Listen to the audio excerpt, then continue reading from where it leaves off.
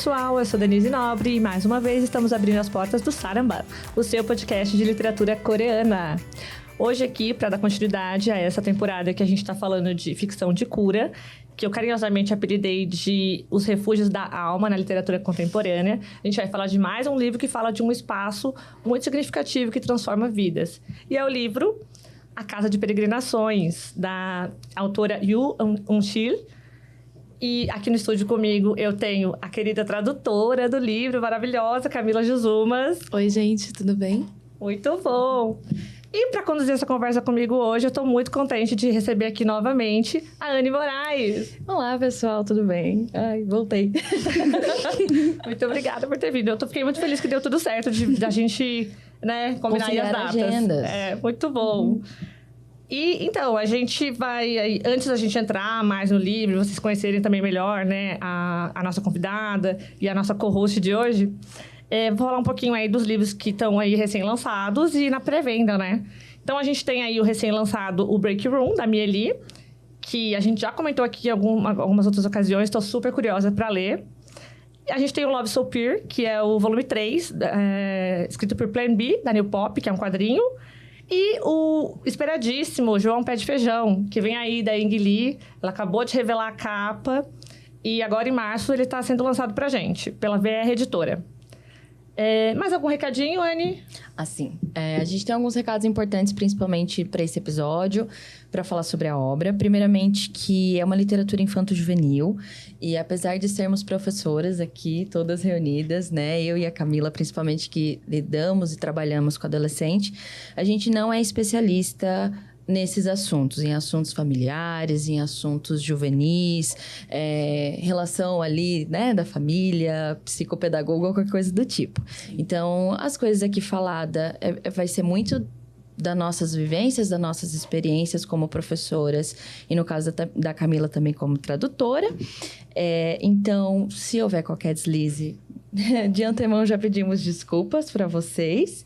E também caso a gente precise falar algum spoiler ao longo do episódio, infelizmente pode acabar acontecendo, mas eu garanto que isso não vai, de maneira alguma, estragar a experiência de ler esse livro, que é fantástico. Muito bem! Gente, aliás, a sinopse do livro, eu acho que o que está aqui na orelha não faz muito jus ao livro. Mas, realmente. Ok, né? Porque é um livro que ele vai contar aí a história da Oh Surin, que é uma adolescente que tem um relacionamento um pouco conturbado com a família dela, biológica, né? E tem aí um carinho, uma consideração pela avó dela, que seria, digamos, uma avó adotiva, né? Que era a namorada do avô dela. E junto também com essa senhora, né? Que é a senhora Sulê, que é a dona dessa casa de peregrinações, vem todo esse convívio, então, com as pessoas, né, dessa comunidade, que vive ali em muita harmonia, que é um contraste total com a família da Oh Surin, né? E a gente vai entrar um pouquinho mais nesses detalhes. O livro foi lançado aqui no Brasil no ano passado, como eu falei, com tradução da Camila, e pela editora Pitaya. Eu acho que foi o primeiro livro coreano da Pitaya, muito bom. Sim. Aliás, uma ótima escolha. Essa autora, a Yoo Eun-sil, eu achei bem curioso, porque não sei se vocês sabiam, ela era autora de livros para a infância, né? Só livros ilustrados. E agora, assim, ela já tem um tempo, ela vem trazendo também literatura, então, infanto-juvenil. E ela já recebeu vários prêmios, ela é bem premiada, ela tem uma carreira, assim, longa já, né? De 20 anos para mais, assim. E ela recebeu vários prêmios já, né? O Korean Children's Book Award, esse outro que eu não conhecia, que é o Kon Jong-sen Literature Award. E já foi também listada na lista de honra do International Board on Books of Young People, né? Que é o IB, que aí tem a organização que é responsável também pelo Hans Christian Andersen, né? E pelo Finlige aqui no Brasil, inclusive. Em 2010, ela teve, então, o nome dela na lista de honra. A Camila tinha contado pra gente também no off também que esse livro é bastante requisitado lá na Coreia. Depois ela vai dar mais detalhes pra vocês. Porque, afinal de contas, Camila, conta pra gente um pouquinho aí da sua trajetória. Se apresenta aí pro público, então. Bom, meu nome é Camila. Atualmente eu trabalho como professora, né, no Centro de Educação Coreana, também como tradutora. Bom, eu acho que, na verdade, eu nunca pensei em ser tradutora, assim, pra ser bem sincera, né? Eu nem sabia que ia parar no coreano, na verdade. Mas foi muito interessante, assim, né? Eu comecei a estudar coreano como hobby, aí a faculdade, descobri que tem o coreano na USP. E aí eu fui indo, né? Fiz intercâmbio na Korea University, passei 1 ano lá. Também, agora, né, trabalhando como professora, trabalhei também no Coreano Online por um tempo. E aí, atualmente, trabalho no Centro de Educação, principalmente dando foco, né, mais nas aulas, mas agora, né, começando a minha carreira como tradutora também, que é uma coisa que eu adoro, assim. Sempre tive comigo, assim, eu quero escrever um livro. Então, eu acho que, pra mim, né, a forma mais legal é usar o coreano, né, que é uma coisa que eu gosto muito, e trazer, né, esses livros que eu também gosto muito de ler, né, então... Eu acho que é mais ou menos nesse sentido. Inclusive, só um adendo, eu também cheguei a fazer parte de uma confecção de um livro didático, não sei se eu comentei. Não, conta pra gente. Pelo Centro de Educação, eu consegui a indicação, né, pro Instituto... o IKF, né, que é o Instituto de Estudos da Coreia. E aí, eu fiz parte da equipe de pesquisa aqui no Brasil para fazer esse livro de coreano para brasileiros, de alunos de ensino fundamental e médio, né. Aí, eu fiz parte do que seria o nível A1, o A2 e o A2+, né? Que aí, inclusive, é o livro que a gente usa nas ETECs, né? Nas escolas conveniadas do centro. Então, é uma parte também que eu tô trabalhando, né? Ai, muito legal. E o que eu conheço, que você já traduziu, é esse livro. E aí tem o Camélias, né, também, Sim, que você traduziu junto com o Vitor. Que eu não cheguei a ler ainda. Mas você comentou também que tem mais coisa vindo por aí, né? Tem pelo menos aí uns 2 vindo por aí. Eu tô ansiosa. Eu também, porque é tudo no sigilo, né, gente? Mas a gente já quer. E eu, assim, gostei muito da leitura, assim, achei super tranquila. Que bem fluida. Vou fazer alguns comentários. A gente vai comentar aqui algumas coisas sobre a tradução, né? E você, Anne, conta pra gente um pouquinho. Relembra o pessoal, né? Como é que você veio parar aqui no Sarambá? É verdade. Bom, eu sou a professora Anne, sou a Anne Moraes. Sou professora atualmente de língua portuguesa para alunos do ensino médio, principalmente. Então, eu pego a turma ali, primeiro a terceirão, das 4 frentes do português: redação, produção de texto, gramática, literatura. E eu vim parar no Sarambam porque eu sou também pesquisadora de literatura coreana aqui no Brasil. Naquela vez que eu vim, eu ainda não era mestre. Agora eu sou mestre. Caramba, parabéns. Agora eu sou mestre em letras, né? Literatura, sendo especialista aí de literatura coreana. Trabalhei grama no meu mestrado. E acho que é isso pra saber sobre mim. Muito bom. E agora, assim, primeiras impressões do livro. Agora, Camila, você pode falar também pra gente um pouquinho da sua visão de leitora, né? Não precisa só falar do seu ponto de vista profissional. Bom, as primeiras impressões... eu acho que, assim, quando eu li o texto, né, o original em coreano pela primeira vez, eu achei uma linguagem muito simples, né? Quando a gente lê esses textos mais literários, assim, eu acho que literatura de cura, pra mim, a maior parte dos textos que eu tive contato eram muito, assim, aquela coisa literária, meio... até beirando um pouco melodramático. Eu não sei se vocês também sentem isso, né? Uhum. Então, eu até brinco, né? Que, assim, às vezes eu tava traduzindo um outro livro e aí eu falo assim... Gente, eu tô dramatizando meus pensamentos. Tipo, Camila levantou, Camila acordou. Ela olhou o céu. Então, sabe? Aquela coisa, assim, de tanto trabalhar, né? Você fica nisso. Mas esse livro eu não senti isso, sabe? Eu senti muito uma coisa, assim, de um fluxo de pensamento, de uma observação de uma situação ali. Então, eu acho que essa foi a primeira impressão que eu tive, assim, de que é uma história muito leve, né? Assim, claro que tem os seus acontecimentos, né? Tem os seus momentos de tensão, mas não é aquela coisa assim, um assassinato. Ou, uma coisa muito grande, assim. Você sente que é uma coisa meio num ambiente meio controlado, eu acho que dá pra dizer. Sim. Nossa, eu não tenho como concordar mais. Perfeita a sua colocação. Eu também acho que é uma leitura bem leve. E não tem essa coisa, aquele ponto muito dramático, tipo um super hiper trauma que o personagem vai ter que, né, realmente. se curar daquilo, como alguns livros trazem. É realmente uma questão que a gente vê, inclusive, muito no nosso cotidiano aqui no Brasil, infelizmente, né, desses problemas, né, familiares, né, que acabam aí acarretando aí muitos desconfortos, né, principalmente na fase da adolescência, que a gente tá um turbilhão de hormônios, né. Sim. E, gente, assim, realmente, eu concordo. Essa leitura foi muito tranquila, assim, e você fez um trabalho muito bom também. Eu não consegui pegar o original em coreano para dar umas comparadas ainda, mas acredito que você fez um bom trabalho, assim, porque ficou muito tranquilo, assim. E você também recorreu às notas explicativas para as questões mais de de cultura ou alguma coisa assim com a língua mesmo. Eu achei que ficou bem tranquilo. O que você achou, Anne? Eu achei muito fluido e é interessante que parece que a gente está dentro da cabeça de uma adolescente mesmo. E eu acho que um livro complexo e difícil de ler ou algo do tipo não ia fazer tanto jus. E eu acho que a tradução conseguiu trazer isso pra gente, conseguiu traduzir isso pra gente. Até porque é uma obra que se passa com problemas da cortina para dentro de casa, né? E até o texto fala bastante sobre isso, a gente vai discutir mais um pouco.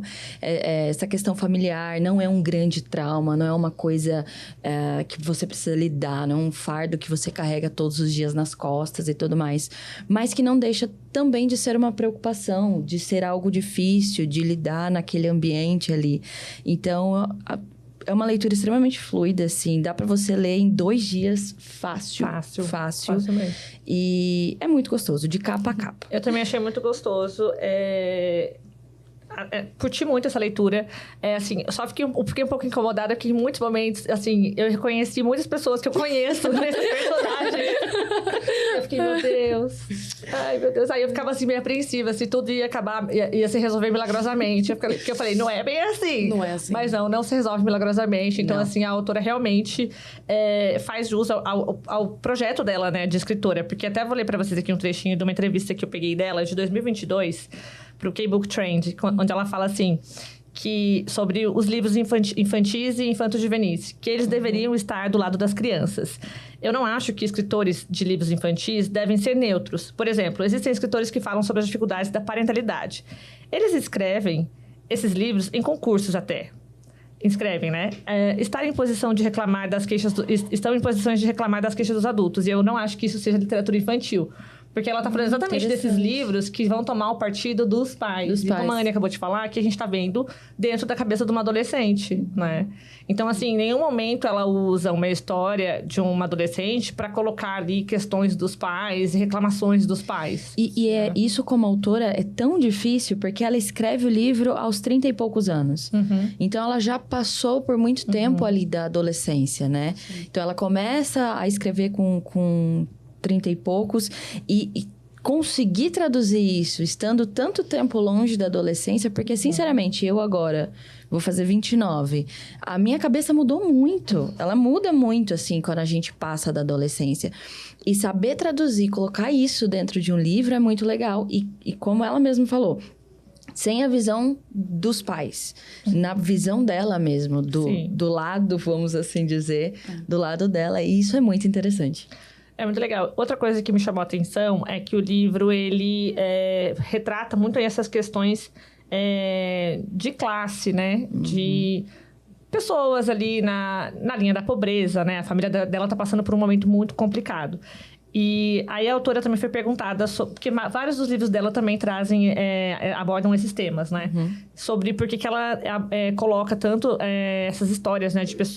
Com personagens socialmente desfavorecidos, vamos dizer assim.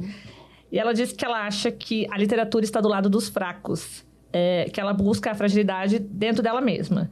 Primeiramente, olha só, gente, mulher deu canetada aqui. Primeiramente, eu não sou branca, eu sou mulher e eu cresci na periferia. Então, e o meu pai também é cadeirante e tem deficiência desde que eu era criança. A minha fragilidade foi moldada pelo meu ambiente. Eu acho que coisas assim sempre me intrigaram. Nossa, aí eu falei assim, gente, realmente, você pega todas essas nuances aqui nesse livro dela, né? Realmente. Como as pessoas, querendo ou não, a literatura vai transmitir um pouco daquilo, da vivência do autor, né? É impossível se livrar, né? Se desvincular, não é mesmo? Eu acho que é interessante também que ela consegue, né, trazer com essa delicadeza também, porque ela não coloca muito juízo de valor, eu acho que na fala da Ossurin, né? Você percebe que é muito observação, é muito assim, minha mãe, ela tava tremendo, ela tremeu os lábios, a boca. Ela não fala, ela tava em choque. Ela traz muito essa coisa da observação, que o leitor consegue chegar aonde ela quer que o leitor chegue, né? Então, o leitor consegue chegar naquela conclusão sem que ela precise dizer, olha, isso aconteceu. Olha, é isso que está acontecendo, né? Então, na questão, quando ela fala também, né, que a mãe dela fala assim, porque é uma pena, né, que tem essa mistura com as vilas, né? A gente percebe que a Surin, ela fala assim, eu não entendia isso, eu não entendo. Só que a gente, como leitor, consegue olhar isso e entender o que ela quer dizer mesmo assim, né? Sim. Então, eu acho que por ser uma observação, assim, ela consegue trazer muito bem, assim, sabe? Dos olhos de uma adolescente, né? Sim. Sem o julgamento de uma pessoa de 30 anos, E é interessante que ela, da primeira página, ela para a última página, tem um processo de amadurecimento muito grande em poucos meses. Sim. Né? Desde ali da morte do avô e tudo mais, e todas as mudanças da vida dela. E aí eu queria fazer uma pergunta para Camila. Como foi para você esse processo de amadurecimento? Transmitir isso pra gente. Eu acho que, assim, quando... Eu sempre tomo com base, né, quando eu li a primeira vez, né, como leitora, porque eu acho que, querendo ou não, é a experiência que eu quero trazer pro leitor brasileiro, né? Então, tentar trazer o máximo possível a leitura do coreano. Eu acho que a Surin, na verdade, ela é uma personagem que ela se mantém muito de acordo, assim, coerente ao longo da narrativa, né? Então, eu confesso que, assim, pra mim foi mais seguindo o fluxo da própria autora, né? Assim, das escolhas de vocabulário, né? Você vai vendo também que ela tem umas escolhas, assim, né? Ela tem até algumas ironias, alguns sarcasmos também que ela mostra, né? E a gente percebe até, às vezes, pela escolha de vocabulário. Então, eu acho que as metáforas que ela usa, né? Um momento que ela fala, assim, que ela sente como se ela estivesse caindo. E aí você fica, a Sully fala assim, como assim caindo? Nossa, você tá no fundo do poço? Ela, não, é caindo, tipo, botando o pé no chão, né? Então a gente começa a perceber nessas imagens que ela cria, né, esse amadurecimento. Então eu acho que é bem coerente, assim, com a personagem. Mas eu tentei seguir mais o fluxo da autora mesmo, assim, sendo sincera mesmo. Olha aí, ficou muito bom. Ai, Muito legal. E, aliás, você falando sobre essa questão da Sully entender aí essas ironias e sarcasmos da Surin. E a Surin entender as meias palavras da Sully. Isso é incrível, né? Sim. Eu queria saber como que tá isso no coreano. Como que foi pra você trazer isso pro português, né? Então, né, o Sulyeó, né, o Sungries, né, assim, por assim dizer... ele é basicamente, né, aquela coisa assim... Ela digita devagar, então ela quer economizar ao máximo. Acho válido. Acho muito válido. E também na fala, ela tá querendo economizar ao máximo. São palavras que ela não conhece, né? Quem nunca, né, foi falar que foi no self-service e falou que foi no service, né? A gente vê isso bastante, né? As pessoas tentam trazer a palavra mais pra elas, né? Então, quando ela pega palavras como Netflix, Smart TV... até mesmo a N, né, da série, ela tende a diminuir essas palavras. Então, quando eu pensei nisso, eu pensei assim... Quando é um brasileiro falando essas palavras em inglês, como que fica a pronúncia? Aí foi legal. Assim que eu pensei, assim, por exemplo, para trazer, né, a questão da Smart TV, né? Minha Smart, né? Como que um brasileiro falaria? Aí eu pensei nesse sentido. Mas ela não faz isso só com palavras, né? Ela faz isso com frases. Ela tira coisas lá do meio. E no coreano, ela tirava grande parte as partículas. E aí eu não posso trazer essa coisa de partícula, porque no português a gente não tem. Então eu falei, bom, vou trazer os pronomes, tentar fazer de uma forma que uma informação ali fique faltando, mas que a gente ainda assim consiga entender no geral, né? Legal. Porque a Surin, ela sempre coloca uma tradução, né, do sulhês. Então a gente consegue entender. Mas foi mais ou menos nesse sentido, assim, né? De tipo, como que eu conseguiria trazer esse sentido pro português sem matar ele totalmente, mas sem entregar totalmente. Nossa, realmente um grande desafio, porque essa questão do coreano com as partículas, né? Fica bem difícil de trazer, né?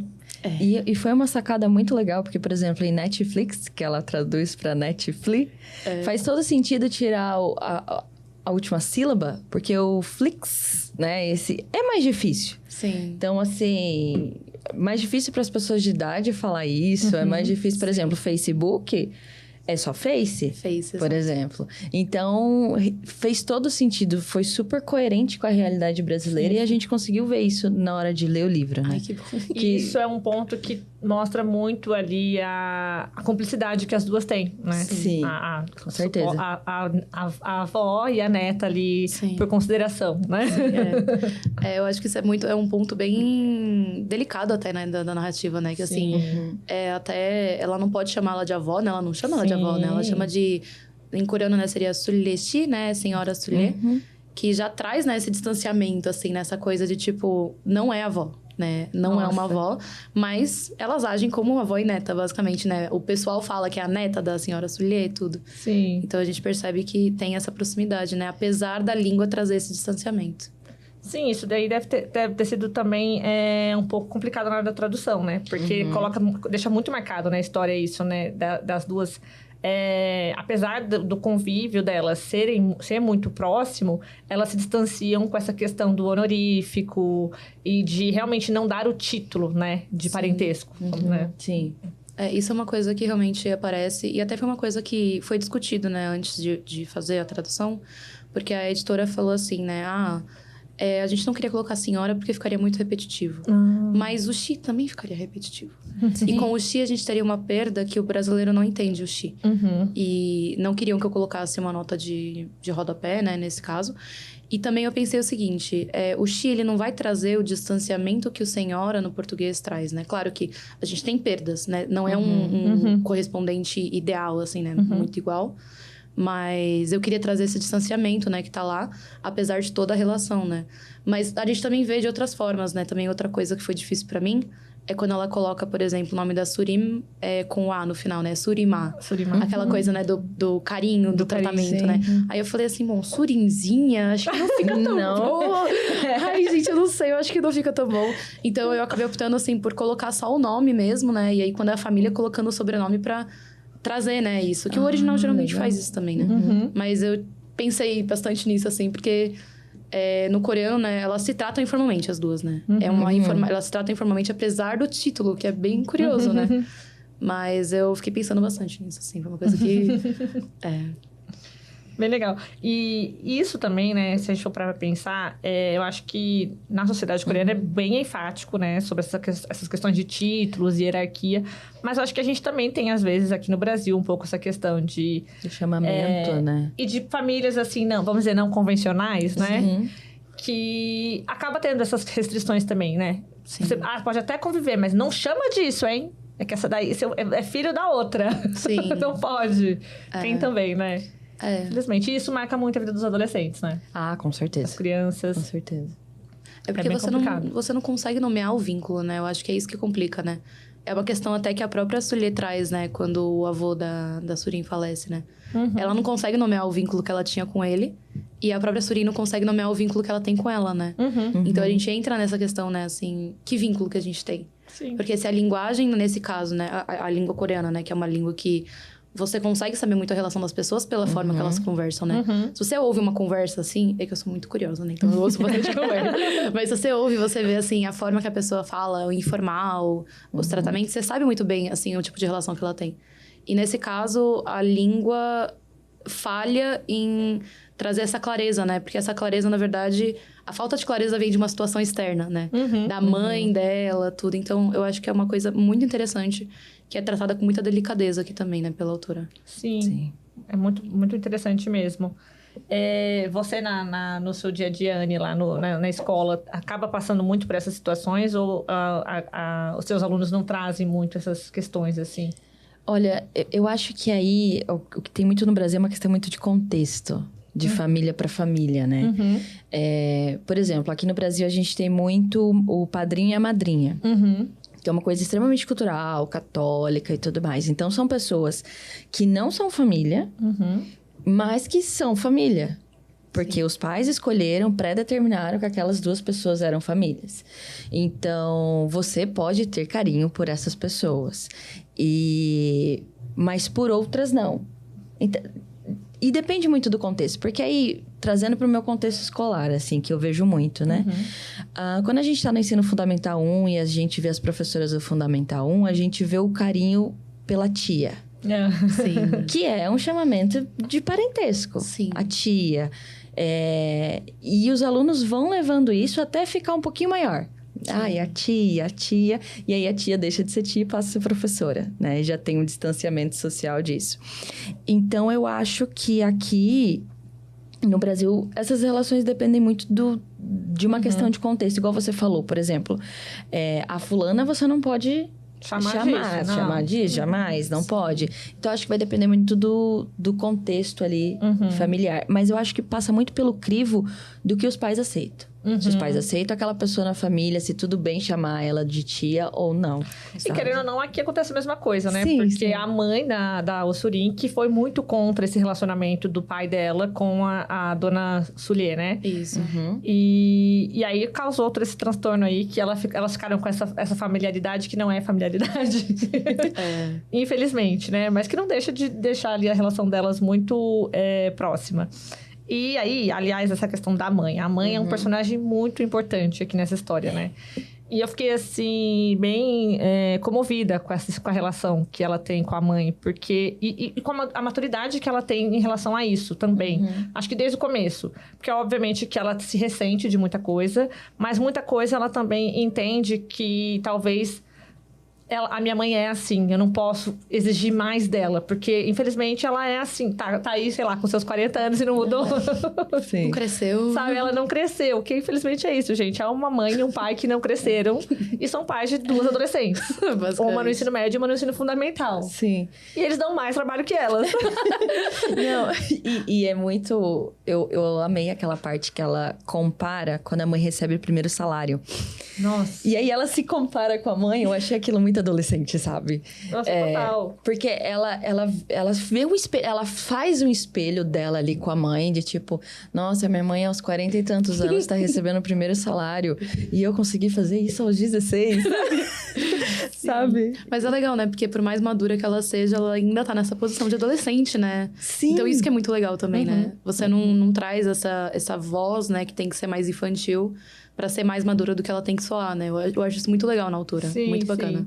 Tem aqui na página 48 tem esse trecho, onde ela tá conversando, né? A Surin tá conversando com a senhora Sulê. Sim. E aí ela fala, Surin, você sabe o que torna alguém um adulto?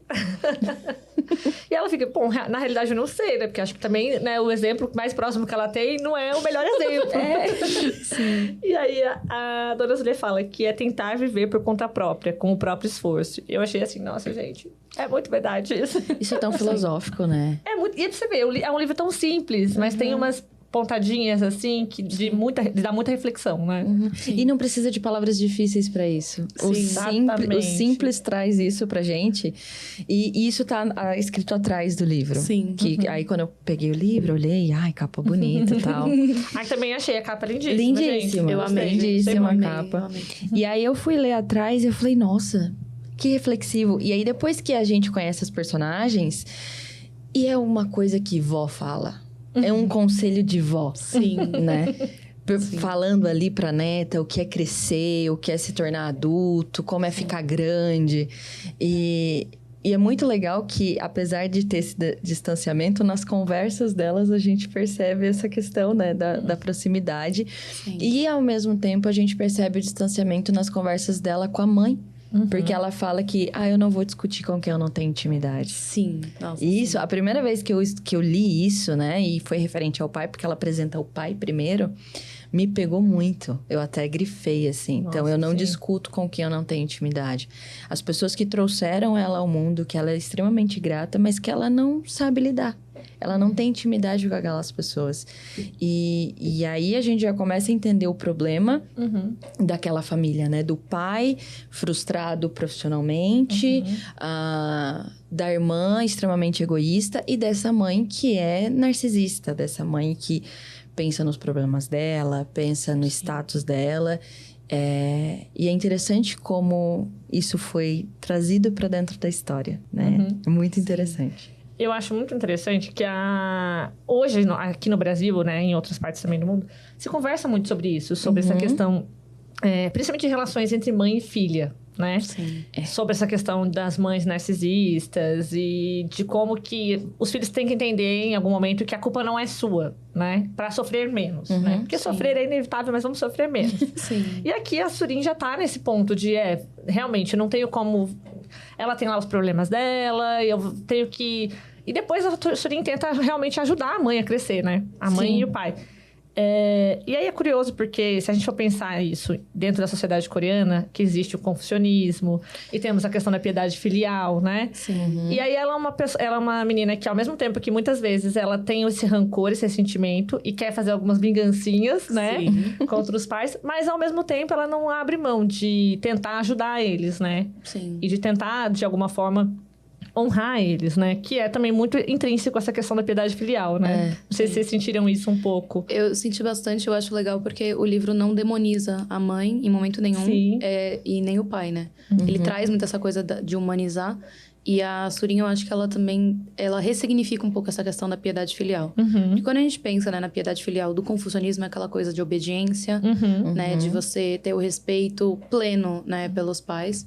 E a Surin, a gente percebe que ela observa muito. Ela observa mais do que participa, na verdade, da família, né? Você percebe que ela, por exemplo, consegue reconhecer a mãe numa entrevista, mesmo só pelos tiques da mãe, assim, sabe? Então, ela fala assim, ela levanta o queixo 4 vezes.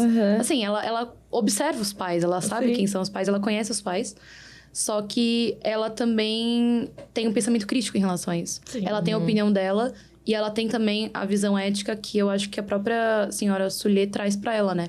Eu vejo a senhora Sully nesse livro muito como uma bússola ética pra ela, né? Total. Quando ela fala que, você sabe o que é ser um adulto, né? Ela fala assim, não sei. Mas eu consigo pensar em alguns, né? Da minha vida, né? A senhora Guirdon, não sei quem. Então, ela tem alguns exemplos que ela se baseia, mas nenhum deles é os pais, né? Nenhum. São parentes, né? Que ela chama os pais de parentes. Eles são parentes distantes, essa coisa de parentes, né? Então, você percebe, né, assim, que os exemplos dela não são os pais e ela consegue...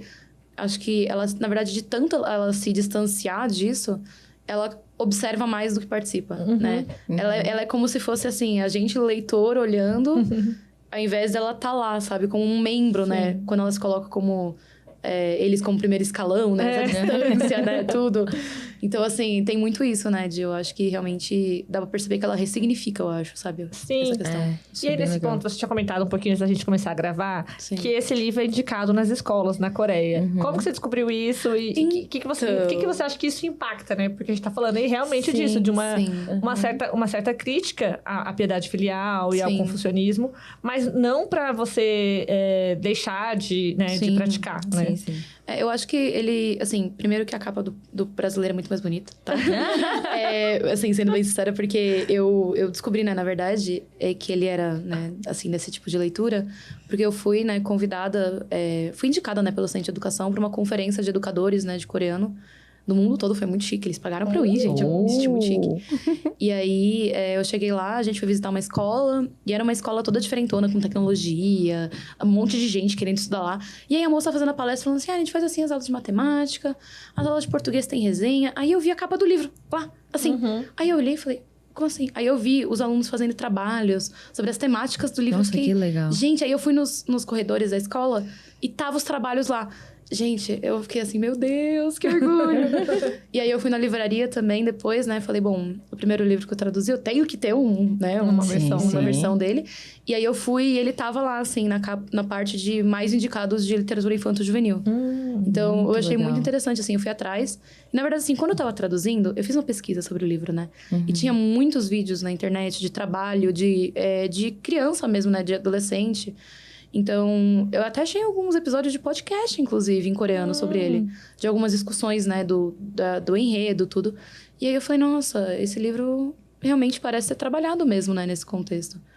Ah, sim. A capa que você tá falando é aquela que é só a parede. É só a parede. É muito parecido aqui com esse parte de trás. E aí tem o muro, assim. E com os muros que aparecem dentro. É parecido com as trocas das partes, Isso, né? das partes, sim. Mas assim, realmente, essa daqui é muito mais bonita, gente. Uma edição que eu queria muito era uma edição, acho que de primavera, que era tudo coloridinho. Eu falei, eu quero, mas tava esgotado. Muito legal. E eu acho que esse livro, ele é trabalhado, igual você falando, nas escolas coreanas, justamente pela não demonização da mãe. E eu acho que esse é um assunto muito importante da gente falar, porque ela, ao mesmo tempo que vê a mãe como essa mulher que a oprime, que prefere a outra irmã, que tem mais relação com a outra irmã, mas ela tem um olhar tão empático pela mãe, Sim. porque ela vê a irmã explorando a mãe, ela vê o pai explorando a mãe, Sim. a mãe tendo que cuidar daquela casa, tendo que limpar aquela casa, tendo que fazer todas as vontades, e ela sente essa empatia até o ponto de falar pra eles. Falar, olha o jeito que vocês tratam, olha o que vocês estão fazendo. E eu acho que entra muito nessa parte de discussão, né? Como a gente vai discutir essas relações familiares. Sim. Que a gente tem o respeito, a gente tem empatia, mas também a gente tem a crítica. E eu acho isso bem legal para se trabalhar. Eu acho que também, muito nesse ponto que você falou, entra uma ressignificação, né? Porque o confucionismo é uma coisa de Exato. muito tempo atrás, né? Exatamente. E se a gente for pegar o confucionismo ao pé da letra, eu acho que não cabe mais na sociedade atual, sabe? Então, eu acho que é uma tentativa de ressignificação dessa tradição, que é muito presente na cultura coreana, né? A questão de hierarquia. E é importante, eu acho importante essa questão do respeito com os pais também, claro. Mas eu acho que é uma ressignificação para você trazer no contexto desse adolescente, de ele ver e falar, olha, você pode ter esses valores, mas da sua forma, talvez, sabe? Eu acho que isso é importante também, né? Você não precisa se adequar a esse formato já pronto. Você pode pensar nisso e tentar fazer da sua forma. Porque a Surinha, ela faz isso, né? Sim. Ela faz da forma dela, né? Para os pais dela, ela é apática, ela é aquilo. Mas você vê que, na verdade, ela não é, né? Ela tá lá, né? Tentando ajudar, tudo. Então, Sim. eu acho que tem muito isso, assim, dessa ressignificação mesmo. Muito Isso é interessante. bem legal. Uma coisa que eu também acho muito interessante como uma boa coisa para trabalhar nas escolas com esse livro é a questão de bons modos de convivência, né? Sim. Porque ele trabalha muito isso. Trabalha. Mas aí isso me fez lembrar de outra coisa. Desse livro novo que saiu, do Break Room. Que eu não sei se vocês viram mais ou menos sobre o que ele é. Mas ele é um reality show. E se passa... As pessoas são confinadas na Copa, em uma empresa. E essas pessoas estão ali porque elas foram indicadas pelos colegas. Porque elas... não tem um comportamento muito legal, entendeu? Aquela pessoa que pega a comida do colega. É o Big Brother de professores. Que bebe e não lava o copo, sabe? Coisas assim. Aí eu queria saber de vocês. Quais os costumes, né? Os hábitos dos coleguinhas que mais irritam vocês, assim, nesses ambientes, né? Na Copa. Nossa. Olha, no meu caso, uma coisa que me irrita muito com qualquer pessoa é... Sabe a garrafinha de água que a gente coloca na geladeira? Sabe? A famigerada, né? Quando a pessoa tem 2 dedinhos e a pessoa guarda porque fala, ainda tem água. E aí eu vou tomar morrendo de sede e aí eu vejo ter 2 dedinhos e a pessoa não encheu porque ainda tem água. Ai, que ódio. Isso me deixa muito irritada. Aí eu fico tipo assim... Caramba, né? E você, Anne? Cara, de convivência de serviço ou no serviço? Quando eu fiz estágio na escola, dava muita briga na Copa. Muita briga, porque é a galera que come e nunca... Só come, mas nunca traz. Então, né? Tem Olha, isso. os turistas aí. Tem isso aí, por isso, tá vendo? Cara, nossa, tem tanta coisa. Toquei numa ferida assim, agora. meu Deus, terapia. Terapeuta essa semana.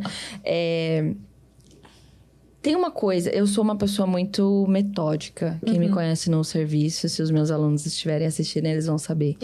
Eu sou muito quadradinha. Então, horário, entrega, o recadinho e não sei o que lá. Tá.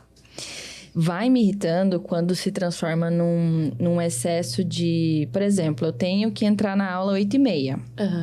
E aí, o professor que tá lá na sala, que devia sair pra ele ir pra outra sala às 8h30, ele não saiu. E lá ele vai ficando. Entendi. Vai ficando. É uma coisa tão besta, tão pequena, tão assim... Não, mas faz todo sentido. Faz todo sentido, porque... Quem trabalha em escola sabe que qualquer 5 minutos é importante. É importante. E a questão da água também. É uma coisa tão pequenininha, mas que irrita. É essa questão, por exemplo, da saída, assim. Sim. E aquilo vai me dando um negócio, porque eu tô cheia de caderno, assim, Cheia de livro coisa, né? do lado de fora. Meu Deus. Mas, assim, não é o fim do mundo, mas é uma coisa pequenininha. Por isso que eu sempre peço pro diretor me colocar numa sala que não vai ter ninguém depois. Porque na escola que eu dou aula, eu falo muito, né? Mas é que os alunos ficam muito animados. E eu não gosto, eu fico com dó de isso é cortar, legal. gente. Aí eu peço pra ele me colocar numa sala que não vai ter aula logo em seguida. Porque minha aula acaba às 6h50, né? Sim. E o noturno começa às 7h. Uau! Sabe qual era meu sonho? Uma sala de aula só pra mim. Porque aí quem tem que levantar isso aí são os alunos. São os alunos. Nossa, pra mim era o ideal. Isso seria Porque aí, entendeu? Quem ia atrasar ia ser eles. Isso é verdade. Mas assim, achei muito legal as curiosidades de vocês. Eu quero ler o livro. Eu não comecei ainda, mas vou começar o Break Room. Também indico pra quem quiser. Sim. Pra passar raiva também com os coleguinhas que só fazem colega de no trabalho. Ó, série pra passar raiva, colega de serviço também, Ruptura. Que também é bem louca, bem malucona. Mas também faz você passar raiva. Muito bom. Aí até que pra mim foi tipo, eu falei, nossa, gente, parece que é um coming of age, mas assim, quem tá crescendo não é o adolescente, são os pais. Sim. Eu achei muito, muito interessante. Porque isso é uma realidade, gente, do Brasil também, sabe? A gente vê aí quantos pais que estão aí mais adolescentes que os filhos. Eu não sei se vocês já tiveram esse pensamento. Quando eu era pequena, eu via os adultos falavam assim, nossa, pra ser pai deve, tipo, sei lá, você tem que ser incrível, né? Você tem que ter super... um trabalho. Aí hoje eu vi que, assim, basta você ser maior de idade. Ou nem isso, né? Às vezes. Basta você existir lá, que você pode ter um filho, né? Que você percebe que eles também não estavam sabendo de nada que eles estavam fazendo. Exato! E a gente acha que a gente não sabia. E você olha e fala assim, acho que ninguém sabe, Ninguém né? sabe. Ninguém sabe, né? Então, eu acho que é bem isso mesmo, assim, de mostrar... Porque eu acho que adolescente, né? Quando a gente vai crescendo, sempre falam assim, eu sei o que é bom pra você. Eu sei. Você não sabe ainda, mas um dia você vai entender. Um dia você vai entender. E esse dia nunca chega, eu acho, sabe?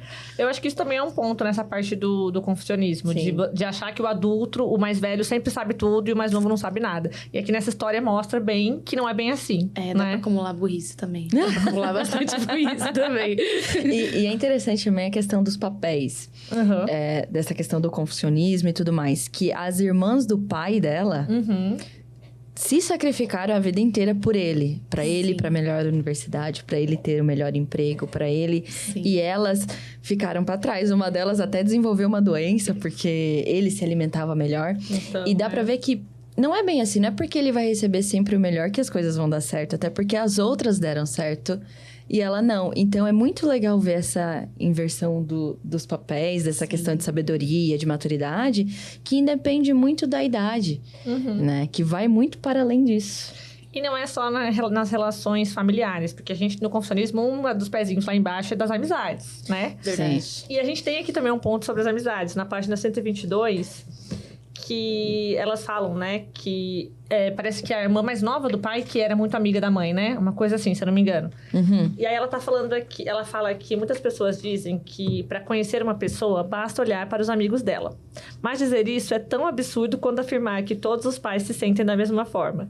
Eu achei sensacional, porque é muita realidade, né? Porque mostra ali que elas têm uma relação de amizade, mas que a mãe faz várias críticas, né? A essa cunhada. Se sente superior, essa cunhada, né? E ao mesmo tempo, a cunhada gosta muito da mãe, mas entende que a mãe é imatura. E tudo bem, elas são completamente diferentes. Então, assim, não é aquela... Meio que aquele ditado do diga-me com quem tu andas, não é bem assim, não é mesmo? Exatamente. Isso é bem interessante mesmo. Eu acho que... Eu gostei muito porque não tem nenhuma generalização, assim, né? De tipo, isso sempre é assim ou isso sempre é assado. Assim, você vê que ela mostra assim, olha... tem um caso específico, né? Tem esses casos, isso existe, tá aí, olha aí, ó, vamos ver, né? É mais nesse sentido. Exatamente. É muito assim. E ainda falando sobre a questão dos professores, a gente tem aqui o personagem do pai, que é um professor, né? E também na casa, né, de peregrinações aqui, né? Na casa da senhora Sully, tem também um personagem que é um professor, né? E aí eles falam bastante sobre essas questões, né? Da vida do professor, do como é difícil. Porque, assim, querendo ou não, a gente tem que pensar também, claro que o comportamento, né, a maturidade dos pais influencia muito na situação em que eles estão no momento. Mas muita coisa também é externa, né? Com certeza. Sim. A sociedade, as oportunidades que eles tiveram, né? E se fala bastante aqui sobre essa questão de como, mesmo tendo uma boa escolaridade, eles não estão, né, num patamar financeiro que eles sonharam, né? Sim. E isso é uma coisa que também é muito forte, né? Na Coreia, principalmente. Aqui também é bastante já também, mas acho que na Coreia é muito mais. essa pressão, né, por uma alta escolaridade, mas que depois acaba que às vezes não se reverte realmente em altos cargos, em altos salários, não é mesmo? Sim. E até a desvalorização mesmo, né? Porque a gente vê aqui que o pai, ele quer ainda manter aquele status, né, o nariz em pé, Sim. de não, eu sou formado numa universidade maravilhosa e eu sou professor e eu não vou aceitar qualquer tipo de trabalho. Sim. Por mais que na minha casa não tenha nem arroz. Sim. Né? É um ponto, assim, de inflexibilidade mesmo, porque ele quer manter aquele status, mesmo que ele não tenha condições financeiras para isso, né? Enquanto a gente tem na Casa Sulê o outro professor que faz vários trabalhos extras, né? Sim. E mostra um pouco bastante essa parte, né? E vocês que vivem aqui, né, já como professoras...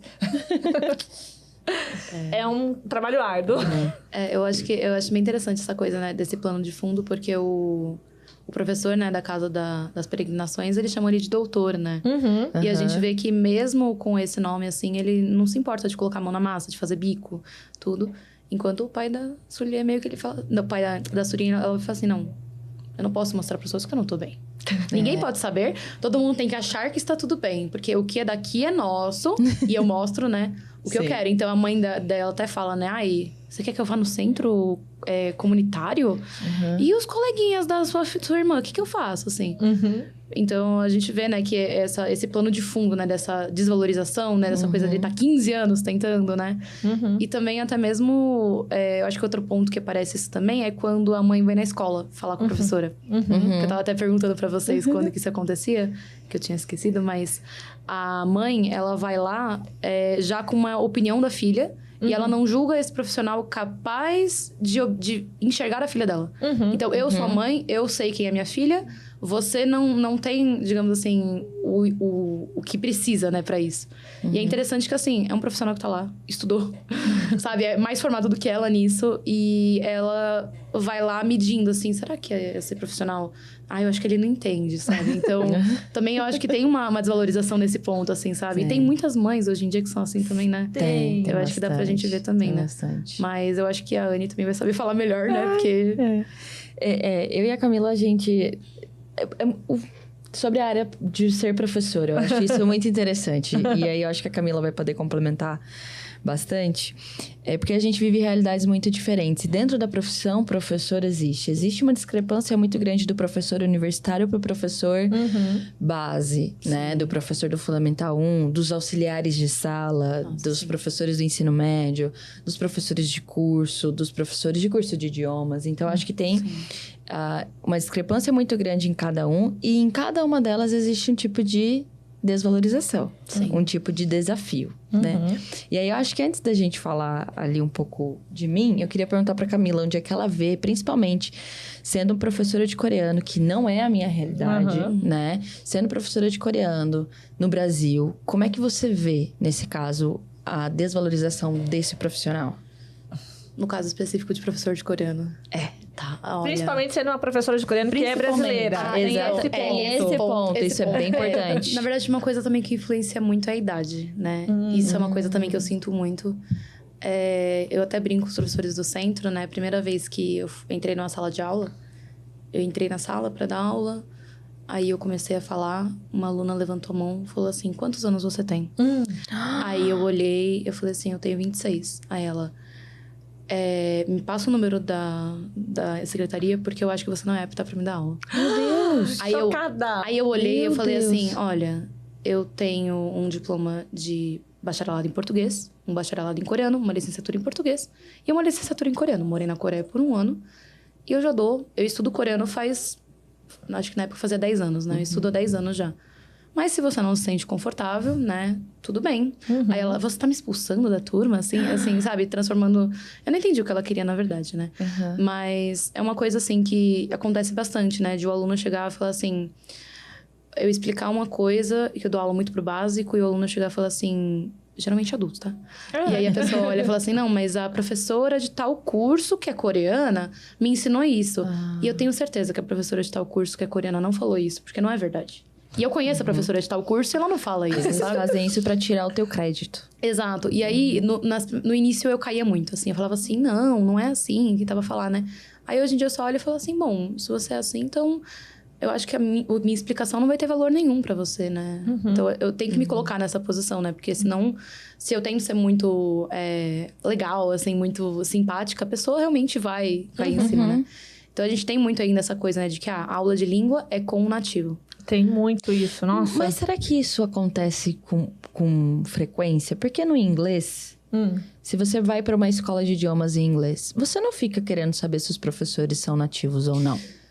Tem muitos professores brasileiros que dão aula de inglês, por exemplo, e ninguém contesta a qualidade daquela aula. E eu vejo que isso tem muito para línguas asiáticas. Tem para o japonês, tem para o chinês, tem para o coreano. Essa barreira de, tipo, entrar na sala, ver que o professor não é coreano e já falar, Sim.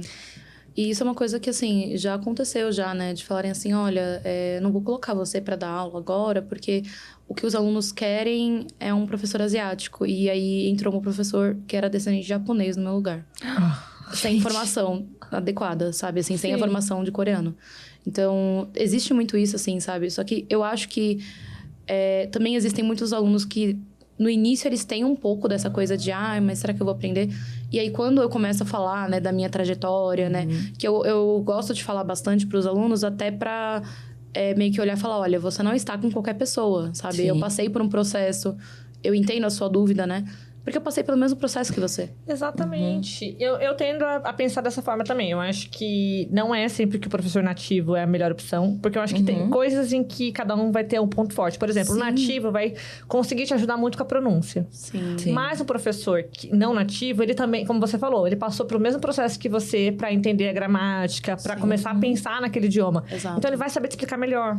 Exato. Muitas vezes, não é mesmo? E é o que eu faço pros alunos. Eu falo assim, gente, a minha aula tem o valor da minha aula e a aula do outro professor tem o valor dela também, sabe? Então, eu acredito muito que, assim, eu falo pros alunos, no básico, eu tô quase me especializando no básico, basicamente, porque de tanto que eu dou aula, eu gosto muito, né? E aí, no avançado, um professor nativo vai conseguir te ajudar com expressões mais naturais, essas coisas. Mas a questão de, por exemplo, entender por que você comete um erro ou outro, pra mim é mais fácil. Porque eu ouço que nem você. Então, por exemplo, nós... crescemos no Brasil. A gente tem português como língua materna. Então, o nosso ouvido decodifica os sons de acordo com o português. É o que eu sempre falo para os alunos. E aí, na hora que você vai aprender o coreano, alguns sons são parecidos, mas não iguais. E o seu ouvido vai decodificar pelo mais próximo que ele tem. Que, às vezes, não é igual ao coreano, sabe? Então, isso é uma coisa que, assim... Eu entendo esse processo, porque eu estudei. E eu passei por esse processo, então eu sei como que é. E aí, eu consigo tentar, né? Quando o aluno comete um erro, eu consigo tentar guiar ele pra sair dali. Às vezes, o professor coreano não vai entender de onde que veio esse erro. Ou ainda ele não vai nem ouvir a diferença, às vezes. Muito louco isso, né? A gente sabe, né? Por exemplo, as letras em coreano, no início, às vezes tem um som um pouquinho mais puxado pra um. E eles não ouvem a diferença. É muito louco isso. Realmente, é bem complicado todas essas coisas, gente. Desculpa. Querer entrar nesse mundo é realmente ter coragem para se desafiar, né? Pra lidar com essa questão da desvalorização, né? Sim. E mesmo, e aí a gente volta aqui para os personagens do livro, mesmo às vezes com a especialidade, vindo dos melhores estudos, a oportunidade não rola. Né? Então, querer ser professor, querer trabalhar com isso, é entender que vai passar por esses desafios, né? Para quem não sabe, para quem não tem contato nenhum, hoje, para você ser professor da educação básica, né? Que é ali Fundamental 1, 2 e ensino médio, dependendo do estado, você precisa todos os anos refazer uma prova para conseguir o teu cargo. Então, é uma das poucas profissões que você precisa ficar se reafirmando se você é capaz de fazer aquilo ou não. Então, você pode ter diploma, você pode ter mestrado, doutorado, pós-graduação, o que for. Mas você vai ter que passar por aquela prova para provar se você é capaz de estar ali ou não.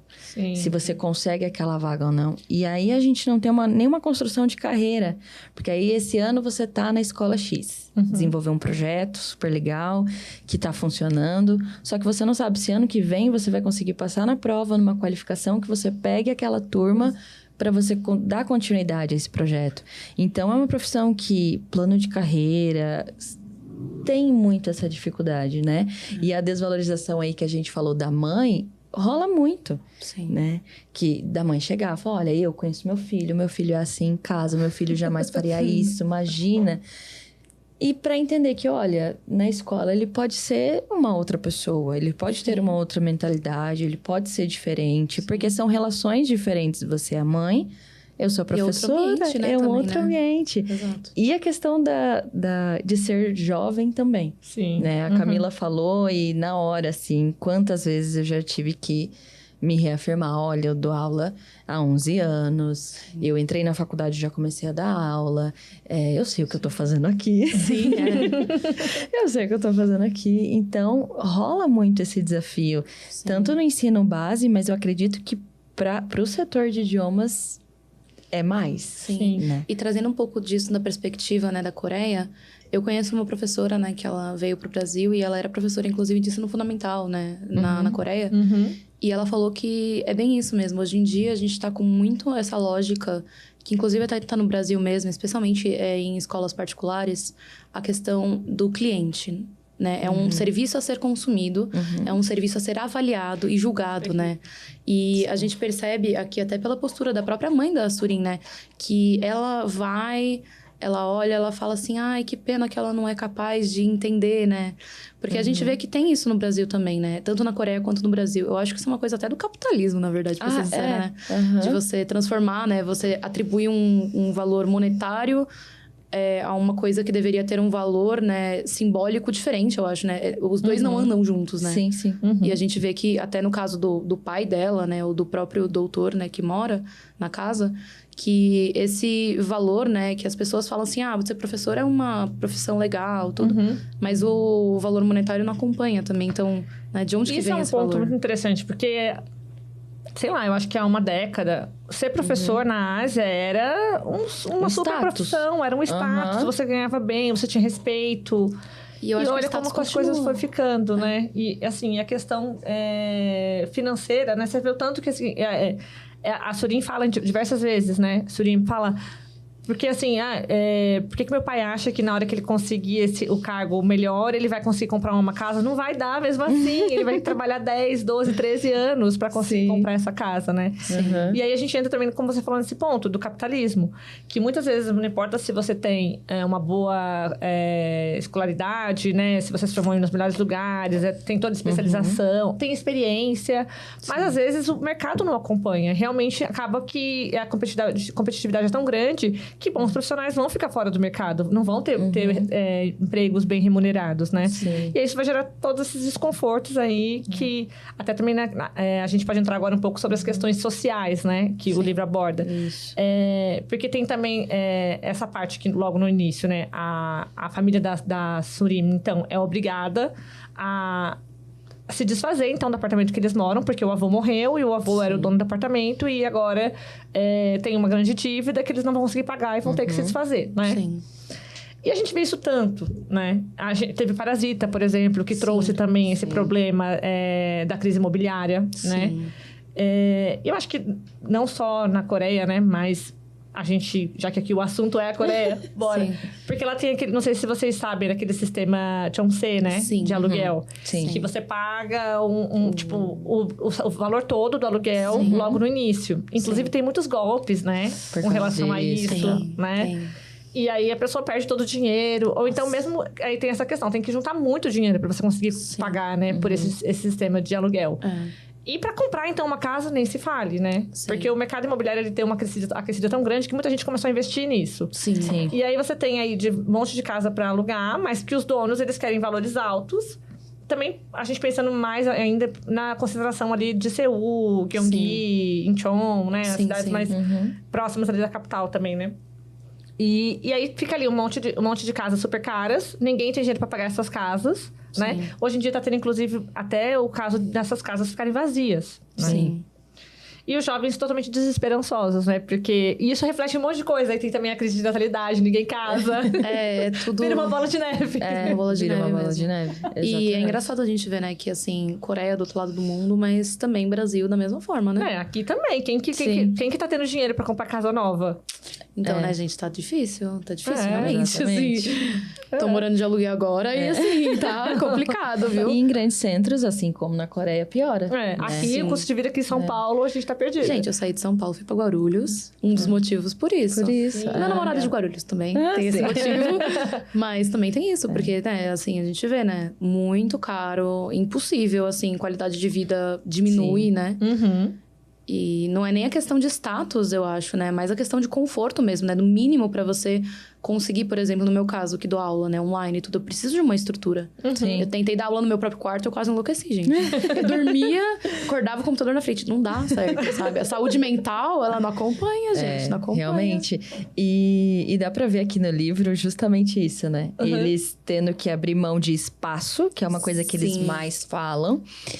E você soube transmitir isso muito bem, porque eles falam, a gente vai sair de 130 metros quadrados pra 40 metros quadrados. E dá pra ver esse desespero e o apego às coisas, o apego à escrivaninha, o apego a isso, o apego àquilo. O status, né? O status, E até o fato da irmã não querer, antes deles irem pra casa Sunlé, a irmã não queria se mudar pra uma casa que era muito distante, porque ia ter que pegar ônibus, e que vergonha, morar muito longe da escola. Não, e foi assim, gente, eles escolhendo entre o ruim e o menos ruim, né?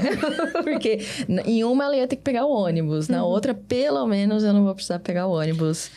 As prioridades, né, pelo menos a gente não vai morar num porão, né? Que eles também. trouxeram isso, a gente não vai precisar morar num porão. Então, a gente vê que essa crise, ela permeia todo o livro desde a entrada do livro. Porque a casa é disputada porque o aluguel lá é baixo. Então, existe uma fila de espera, são casas boas, numa boa localização. Então, tem toda essa discussão, acho que realmente... Quando a Denise mandou pra gente a questão imobiliária, eu e a Camila, gente... Oi. Gente, como é que a gente vai falar disso? Como é que a gente vai falar disso? Não, gente, vocês já ouviram falar vocês são curiosas da Coreia também. Camila morou um ano lá. Se bem que foi durante a pandemia, né, Camila? Foi, triste. Não chegou a pegar tanto isso. Acho que de lá pra cá piorou muito. Piorou. Não. Meu Deus, gente. Essa parte Já foi ruim. imobiliária. Realmente, acho que também, pelo que a gente escuta, né? Deu uma piorada. E o livro transmite isso muito pra gente, né? Que a questão de metros quadrados, de aluguel, moradia, é uma coisa muito importante. Não só para uma questão de status, mas também para uma questão de conforto, uma questão de morar perto, de ser ventilado ou não, ter janela ou não, qual cheiro que entra. E, querendo ou não, são paralelos interessantes que a gente tem com o Brasil, que também teve um aumento no mercado imobiliário gigantesco. Eu me mudei para Florianópolis recentemente, quase quis voltar para o Mato Grosso do Sul, porque é extremamente caro o aluguel, cidade turística, e aí não fica caro pro turista. Porque o turista fica passa caro pra quem mora, passa 15 dias, fica caro para quem mora lá. Então, paga caro nas coisas, nas moradia, transporte, comida. Então, realmente, e aí a gente entra que eu acho que é uma crise do capitalismo como um todo. Esse ponto, inclusive, do turismo também é um ponto que pega muito na Coreia. Que pega muito, Porque como é um país que está muito visado agora pro turismo, é o morador que vai pagar, Que vai pagar. Porque fica tudo ali com preços para turistas. Para turistas, exatamente. E também aquela coisa do desrespeito, né? Nas vilas, por exemplo, das casas tradicionais, né? Tiveram que colocar horários de visitação, porque as pessoas iam lá e não respeitavam. Tem uma pessoa morando ali na casa, você vai ficar fazendo pirueta, você vai ficar, sabe, na frente, assim, da casa. É a casa de alguém, gente. Tirando a foto da casa dos outros. Assim, eu acho que assim, né? Tirar uma foto ou outra, assim, beleza, mas... não faz um book. Não faz um book. Deixa a pessoa fazer o book da casa dela, né? Realmente. Mas, inclusive, esse ponto do turismo é um ponto muito importante do livro. Sim. Porque tem até uma fala que ela coloca sobre isso, né? Tem. Que... Como é que... Eu não vou lembrar agora onde tá, você notou? Eu Era o capítulo dobrei 7, a página. É o capítulo 7. Se não me engano, Página não lembro onde 89. Daquela... Lê pra gente esse trechinho, então que é maravilhoso. É maravilhoso mesmo. Ela diz assim: há uma frase famosa que a senhora Sunye gosta, abre aspas. Os turistas exigem, os peregrinos... Gente, essa palavra é difícil pra mim, tá? Agradece. Eu também quero ser uma peregrina. Não quero, em hipótese alguma, viver como uma turista. É isso. Porque é realmente isso. Às vezes a gente vê lá que os turistas não respeitam. E aí é muito esse paralelo também com os personagens que são os pais, né? Sim. O pai e a mãe são muito rudes. Até quando eles vão morar lá na casa da senhora Sully, eles não respeitam as regras de convivência que eles têm. O livro também fala bastante sobre a questão de sustentabilidade, porque a senhora Sully é muito assim, né? Sustentável. Plástico, sustentável, ela separa tudo, ela economiza energia, não usa muito elevador, né? Tem todas essas questões. E os pais não estão nem aí, os pais são consumidores ao extremo. A irmã dela e a Greta Thunberg. Greta. Como fala mesmo? Tá, eu não vou saber. Enfim, a ativista, né? Aí essa coisa, né? Que ela fala assim, você devia estar fazendo. Uma menina que nasceu no mesmo ano que você. Você devia estar fazendo isso. E ela assim, esbanjando, né? É interessante como o livro, ele faz esse espelho como se a casa fosse uma cidade. Sim. Ela é um ecossistema sim. que funciona. Cada um tem o seu papel, cada um faz a sua parte. E funciona com diminuição de plástico. Ninguém fica sem comer. Sim. Porque eles se ajudam. Mas é muito uma coisa de respeito, né? Muito uma coisa de respeito. Porque assim, a gente vai compartilhar. Não é pra você só tirar, que é o que os pais fazem depois. E aí também, né? e aí a gente entende que os pais são turistas nesse ecossistema. Porque eles sugam. E aí é o que ela fala, os turistas exigem. Eles não são peregrinos, eles não contemplam aquilo. Eles não fazem parte daquilo. E é muito interessante como a gente vai entendendo a construção dessa casa como um todo, né? Sim. E esses pais que desrespeitam, que exigem, que comem toda a comida, e aí todo mundo passa a não deixar mais lá. Eles trazem, né, um desequilíbrio, né, nesse ecossistema, né? Que já assim, tá todo ajustado, né? E eles só vão lá como turistas, né? Ou seja, eles vão julgar pra ver o que eles podem extrair desse lugar, né? Sim. Porque se você for ver como turista, o turista, ele não vai lá pra ajudar, pra contribuir, né? A maior parte. Ele vai lá pra consumir. Ele vai lá pra julgar, né? Assim, julgar assim, né?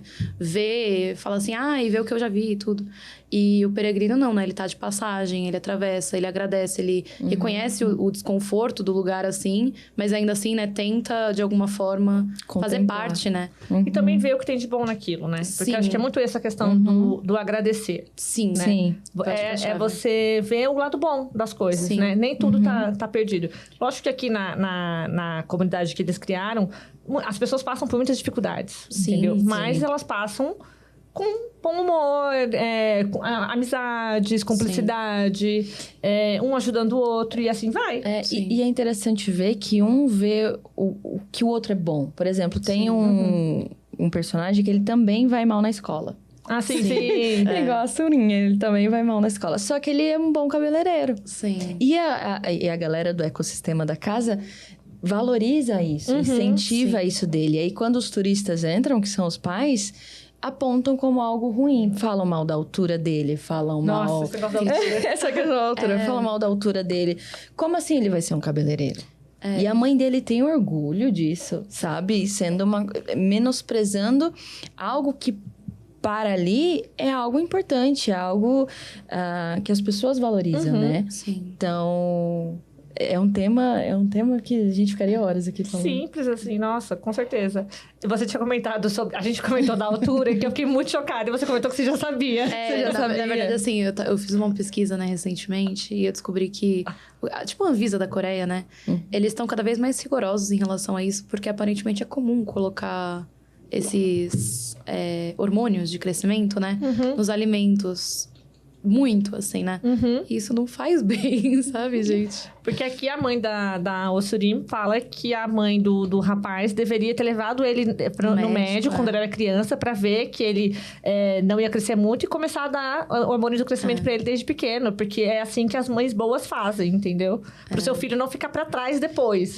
É o filho como quase um resultado, né? Assim, meio que a questão da performance também, né? Sim, o seu filho como uma extensão do seu status. Então, se seu filho não tá num lugar bom, então meio que você não está, assim. Acho que é bastante como ela parece colocar também, né? E ela coloca isso até em relação à irmã, né? Ela quer que a irmã continue indo pro cursinho, mesmo sem conseguir pagar. Sim. Por quê? Porque a esperança da família é a filha mais velha. Sim. É aquela irmã que precisa conseguir, porque ela vai bem na escola, porque né? Ela precisa manter aquele status. Ela cumpre esse papel, né? Até a Surin coloca, né, que ela salva o contato da irmã como salvadora. Né? Porque ela chorou demais e aí esqueceram dela. Aí ela conseguiu crescer, né, com a Sulê. E que ela cumpre todas as questões dos pais, né? Sim, todas essas obrigações Uhum. que ela teria que cumprir, né? Que os pais consideram, né, como ideal, né? Uhum. E aí ela fica livre assim, né? Mas Uhum.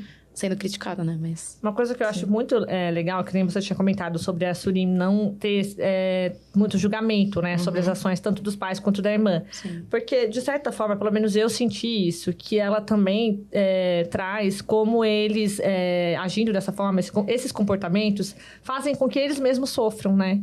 Porque a mãe, ela faz tudo pro pai e pra filha, mas ela, em algum momento, ela acaba entendendo que ela está sendo explorada, vamos dizer. Sim. O pai se sente rebaixado, o pai se sente menos, o pai se sente pressionado, porque ele precisa, afinal de contas, conseguir o cargo maior. Começa a beber.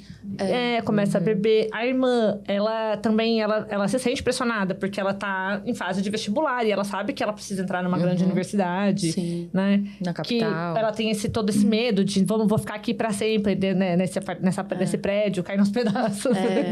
Tem até um momento, né, que ela entra em crise, né? Que ela vê o saque mirim, e ela fica tipo, ai meu Deus. Eu vou ter que olhar pra isso. Deus, eu vou ter que olhar pra sempre. isso. Mas tem isso, né? Tanto que quando a gente vê que quando a Surin tenta, né, trazer esse choque de realidade, tipo, gente, vamos se mexer.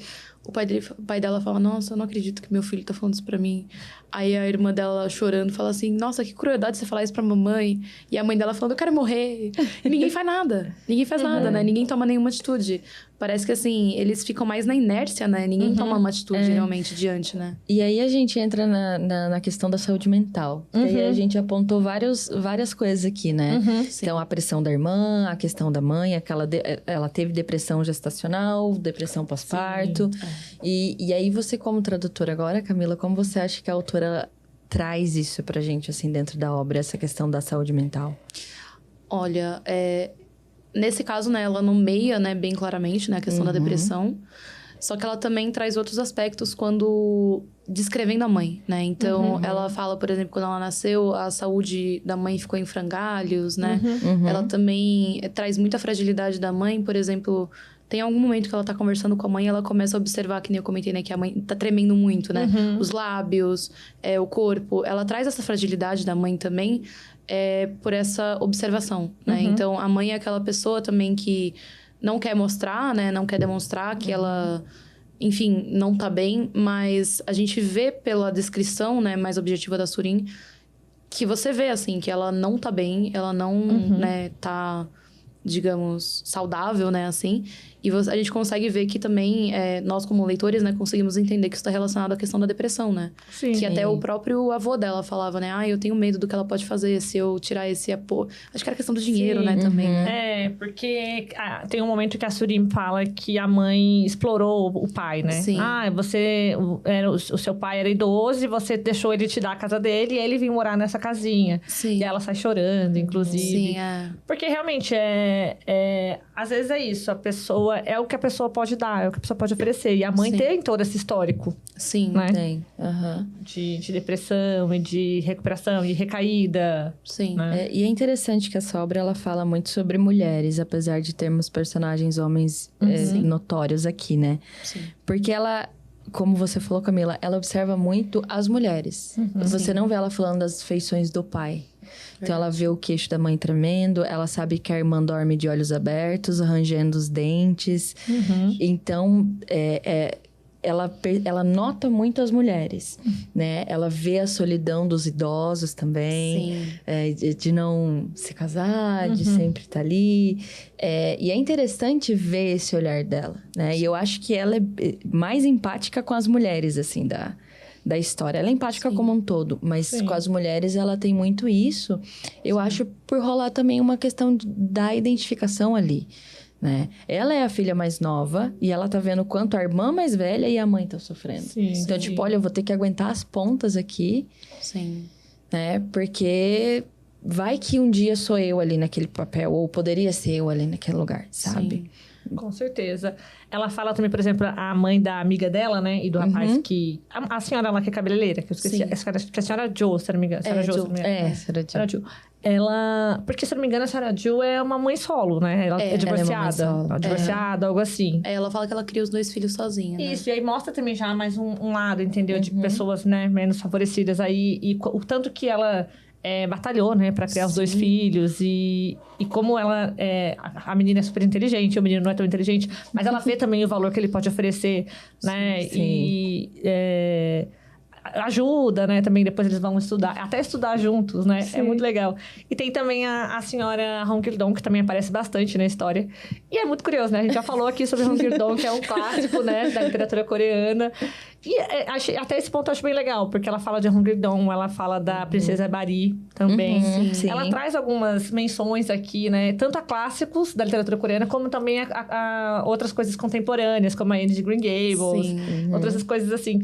Eu acho bem legal, porque às vezes também esses clássicos vão caindo no esquecimento. Sim. Né? Sim. E aí trazer para uma leitura bem leve, né? Juvenil. É uma forma também de resgatar, não é mesmo? Sim, e eu acho que eles ecoam muito bem na história, né? O Hong Kil-dong, ele é quase um Robin Hood, né? Mas se a gente for ver, ele assim, ele tá num... pelo que eu lembro da história, me corrija se eu estiver errada, mas o Hong Kil-dong é aquela coisa assim... Ele é filho de concubina, não é? Um negócio ele assim? é de concubina. E aí ele é negado dessa posição, né? Mas ele ainda assim faz o que ele acha certo, né? Enfim. E eu acho que a Surin, ela tem um pouco disso, né? Assim, de ela não ter o espaço dela na família, né? Assim, ela não sente que faz parte. Sim. Eu acho que a questão do turista e também, que a gente falou da peregrino, também entra muito nisso. Sim. São várias metáforas. A evolução da Surin é muito disso, né? Que ela era muito, assim, uma turista na casa dela. E com o tempo ela passa a participar mais como peregrina também. Eu acho que também pode ter essa visão também, né? Isso é legal. E a questão do Hong Kil-dong, né? Eu acho que dá pra ecoar dessa forma. E a Baritegi, eu acho que é muito óbvio, né? Como que ela relaciona, né? A questão da filha que não era o suficiente... E que é justamente ela que vai salvar. Que salva. Exatamente. É muito bom, assim. E eu acho muito legal porque, assim, a autora traz, né, essas imagens que já estão no imaginário dos coreanos. Sim. E ela consegue trazer uma mensagem muito profunda de uma forma muito mais clara. Porque ela não precisa ficar dando uma aula, né, sendo extremamente didática, né? Sim. Se fosse eu ia explicar pontinho por pontinho. Falar assim, olha, aqui é por causa disso. Mas assim, não é legal, né? Então, ao invés dela fazer, ela já remete a uma imagem que tá no imaginário. Ela já aproveita, né, para resgatar essa imagem, que faz parte da imagem do imaginário dos coreanos. E você consegue trazer essa mensagem como um eco. E eu achei isso muito legal também. Não sei se muito bom. vocês também tiveram essa leitura. Eu achei ótimo. E eu acho legal porque também apresenta também esses clássicos, agora que a literatura contemporânea tá saindo aí pro mundo, apresenta para todo mundo. Isso é muito legal. Exatamente. Já traz a figura do Hong Kil-dong, né? Hong Kil-dong é muito usado, né, gente? Eu, nos meus relatórios do Centro de Educação, vou colocar meu nomezinho no exemplo, tá lá. Hong Kil-dong. Aí eu coloco meu nome, Camila. Não é sobrenome, mas tá valendo. Pra quem ainda não ouviu o episódio de Hong Kil-dong e não conhece, Hong Kil-dong é quase como se fosse o fulano lá na Coreia. Sim. Então, Fulano de tal. Eu coloquei isso na nota porque eu não sabia se as pessoas iam fulano de saber. tal, tem notinha aqui. Mas é muito assim, tá ficando já... Todo mundo tá começando a descobrir, né, galera? Em espanhol, nada a ver, mas vamos adendo. Em espanhol... porque eu sou da fronteira Brasil com Paraguai, sim. né? Eles fazem a separação. Aqui no Brasil pede nome. Aí você coloca o teu nome completo. Lá não, eles pedem nome e sobrenome. Só que sobrenome em espanhol é apelido. Apelido. E tem uma galera. Gente. É muito bom, tá? Tem muita gente brasileira. E eu já dei aula já pra alunos que escrevem. Aí você coloca lá nome. Aí escreve o nome completo. Apelido. Aí coloca, sei lá... Cami. Perna de pau. Apelido. Juro, porque aí tem uma galera que tem uns apelidos nada a ver, assim. Eu tinha um amigo, inclusive, que o nome dele era Vicente, sei lá. Vicente Pereira. E eu não sei explicar. O apelido dele era Biteca. E aí, ele foi lá... no Paraguai, escreveu o sobrenome inteiro. E apelido, Biteca. E aí, o pessoal chamava ele de... Aí pegou, né? Que é o mesmo caso da personagem. Que é o mesmo caso da personagem. Ela foi fazer uma prova, na prova tava lá. Exemplo, né? De nome, Hong Kil-dong. E ela colocou que ela chamava Hong Kil-dong. Ela entendeu que era isso, era só pra escrever. E aí, ficou. E ela gostou, né? E ela gosta, né, da questão, né? Ela se tornou a senhora Hong Kil-dong e o marido dela, o senhor Hong Kil-dong. Mas é legal porque essa personagem, ela também ecoa um pouco a questão, né, do lado justiceiro do Hong Kil-dong, né?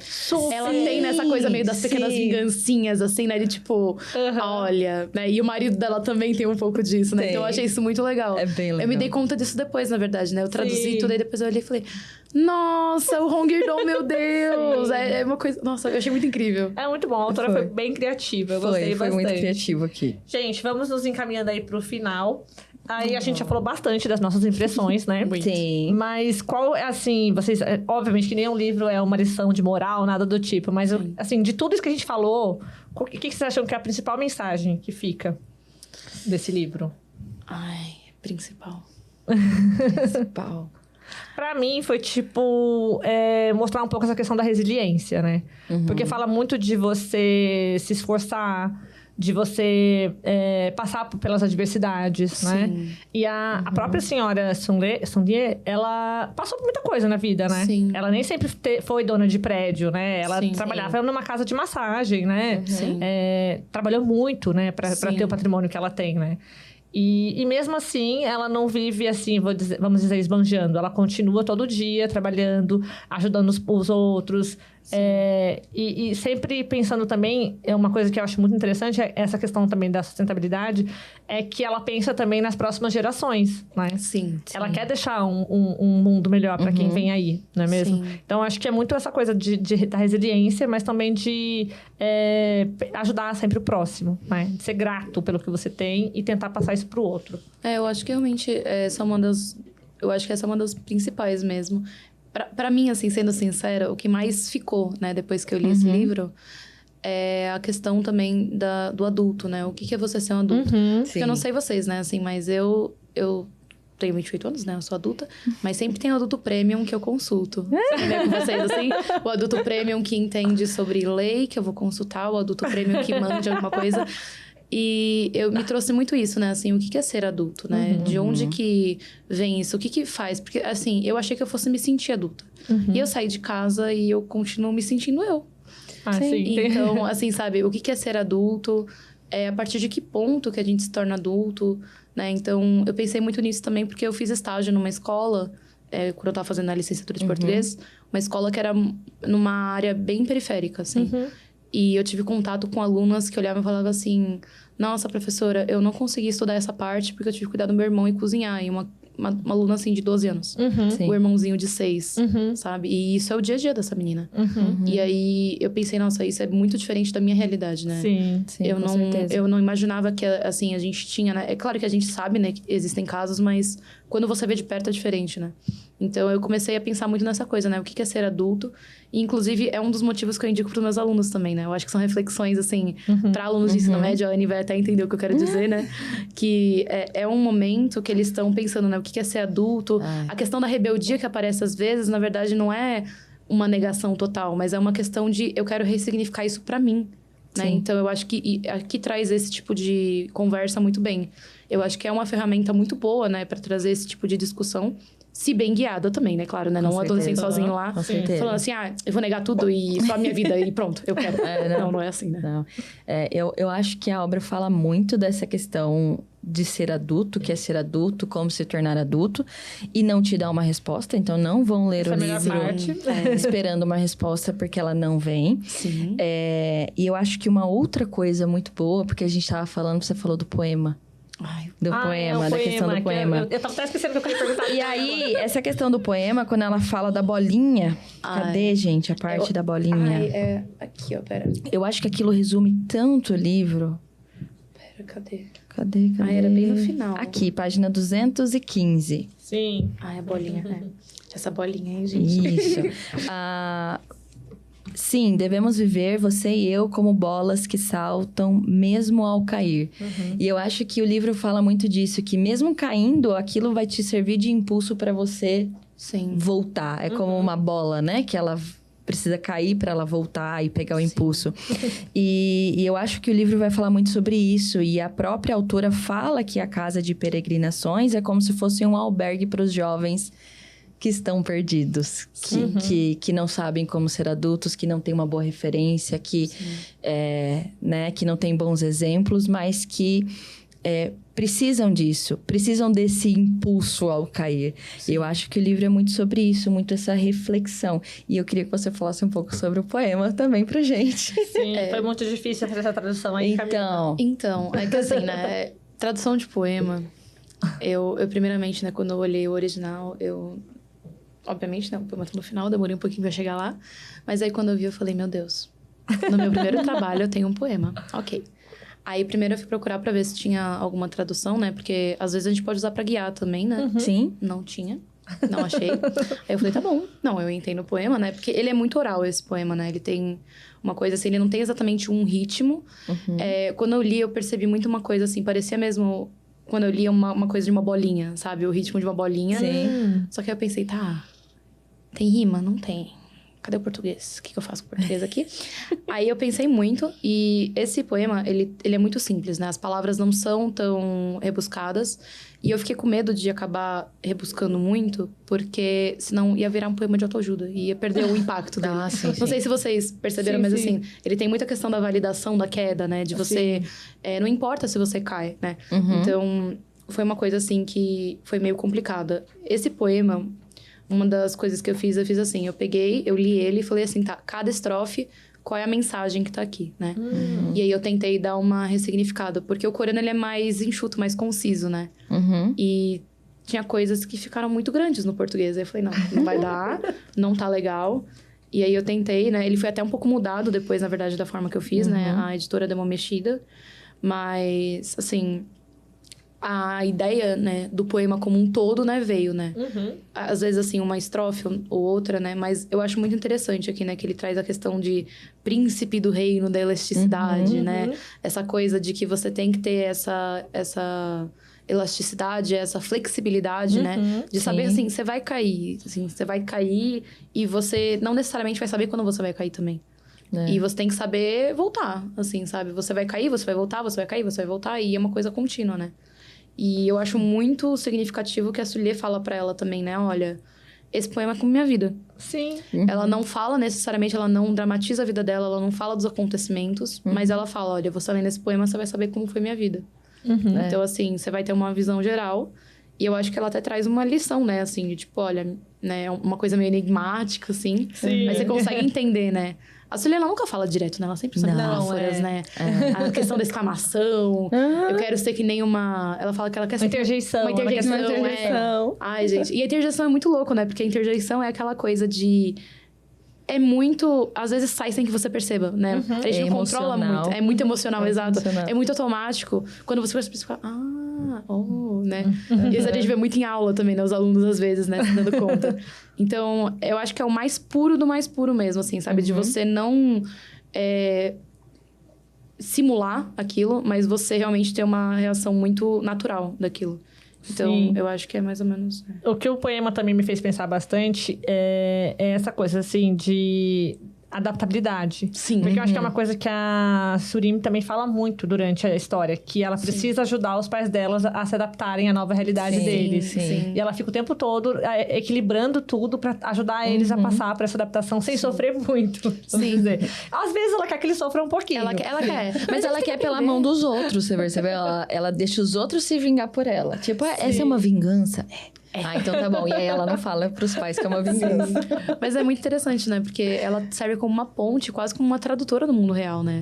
Ela traduz a senhora Sully de uma forma, né? Da forma que ela fala, pela proximidade.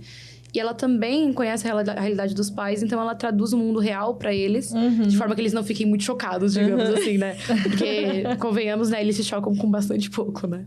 Nossa, com bem pouco, assim, né? Eles entram em colapso, assim. Realmente. Ai, gente. Eu achei maravilhoso. Recomendo super. Aí, fora esse livro, vocês acham... Tem algum outro livro coreano, série, alguma coisa que conversa bastante com esses temas que vocês queriam recomendar pro pessoal? Acho que até pela a própria Amazon já fez esse papel, que é recomendar amêndoas. Verdade. Tá literalmente na descrição. Se você gostou de amêndoas, você vai Verdade. gostar. Então, acho que casa bastante ali, né? Até pela questão da adolescência. Sim. São livros que dá para trabalhar super na escola, vocês, professores, trabalhem. Porque é interessante que é um livro que... não demoniza pais. É da visão de uma adolescente, mas em momento algum esses pais são demonizados, eles são escrachados. Sim. Então, a gente consegue criar um diálogo muito bom de empatia, de adolescente para com os pais, de entendimento de mundo.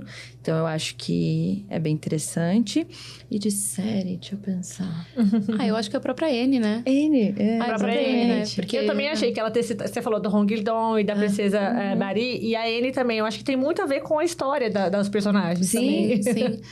Assim, eu confesso que eu não li todos os livros, nem assisti toda a série, mas eu vejo muito, né, a história da Anne como aquela coisa, né, assim, ela não pertence naquele lugar, e ela não é exatamente o que esperavam, mas ainda assim ela consegue, né, ocupar esse lugar, ela tem toda a questão, né, da questão de você errar, de você estar ali aprendendo, né? E é uma coisa leve, né? Eu acho que combina bastante até com a personagem da Sully mesmo. Acho que a escolha não foi por acaso. não foi, né? É muito bonitinho. Eu gosto muito da série da Anne de Green Gables também. Eu adoro. Eu fiquei com vontade de ver Eu fiquei com vontade de ver também. eu fiquei com vontade de ver Eu tudo, na assisti um verdade. episódio, eu confesso que eu não gostei muito, porque ela fala demais, né? Ela fala muito. Ela fala muito porque e aí ela- ela me cansa um pouco. E eu falo muito já também, então... Fala, Ela já vive eu mundo falo. ela vai fantasiando e vai... Nossa, é muito legal. Exato. E Até aí... ela chama tristeza que eles, né? Eles não cancelaram a série. Poxa, Eles que pena. cancelaram, realmente, podia voltar. Conseguiu pensar em alguma Anne? Ou não? Anne. Ruiva aí, ó. A roupinha, ó, já Olha, tá... A roupinha, pronto. Olha, Fiz Anne. cosplay sem Anne, perceber. de cosplay, verdade. Gente, além das recomendações, tudo isso, querem fazer alguma... deixar as redes de vocês, falar alguma coisa dos próximos trabalhos? Fiquem à vontade, o momento é de vocês. Fala pra galera mandar mais trabalhos aí, né, Camila? Se tudo der certo, né? Ano que vem eu estou indo pra Coreia. Vou tentar, né? Fazer o famigerado GKS. Né? Tentar, porque eu quero fazer um mestrado em ensino de português. Não, ensino de coreano, na verdade, né? Pra brasileiros. Ensino de português. Na Coreia. Mas, Bom, Esses são os planos. esses são os planos. Muito bom. E tem tradução sua vindo aí? Tem. Quem quiser me seguir também, né? No Instagram, Camila_Juzumas. SN no final. Juzumas, Juzumas. Isso aí. A gente vai colocar aqui na tela pro pessoal também. Um sobrenome diferente, eu sei. É lituano. Ai, que chique. E você, Anne? Bom, eu me dei um ano sabático, né? Em 2025, 2024 eu participei, tava finalizando o mestrado. Aí eu falei, quando eu terminei, falei, não. 2025 eu vou descansar, aí acabou 2025, vou ter que arranjar alguma coisa pra fazer. Mas aí, no caso, montar o pré-projeto para um doutorado, continuar a pesquisa em literatura coreana, Legal. mas dessa vez fazer um recorte mais específico América Latina, Brasil, né? Estudar a questão de imigração e a produção de conteúdo que os descendentes dos imigrantes fazem aqui, voltados para a história em quadrinhos e tudo mais. Ai, que interessantíssimo. Já tô adorando. E aí- vem aí já o livro da Ing, que vai servir pro seu estudo. Exatamente. Então, a gente tá trabalhando nessa área agora. Ah, muito bom. Bacana. E quando tiver novas pesquisas, volte aqui para compartilhar com a gente. Pode Adorei deixar, também ter pode participado. Adorei, Camila. Obrigada a todo mundo que ficou com a gente. Todas as indicações, todas as menções estão na descrição. Até o próximo. Tchau, tchau. Tchau, tchau.